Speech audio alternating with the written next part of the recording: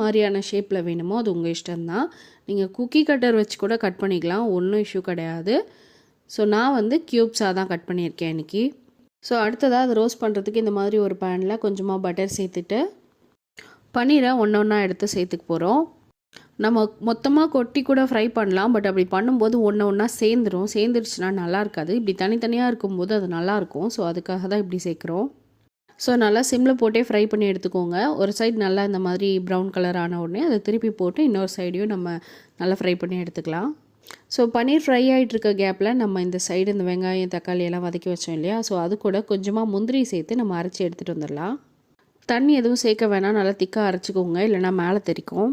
இப்போ திரும்பவும் கடாயை சூடு பண்ணி ஒரு க்யூப் போல் நான் வெண்ணெய் சேர்த்துக்கிறேன். வெண்ணெய் நல்லா உருகினோடனே நம்ம இந்த ஸ்பைசஸ்லாம் சேர்த்துடலாம். ஒரு துண்டு கல்பாசி, ஒரு துண்டு பட்டை, 2 கிராம்பு, 2 ஏலக்காய், 2 பிரியாணி இலையை வெட்டி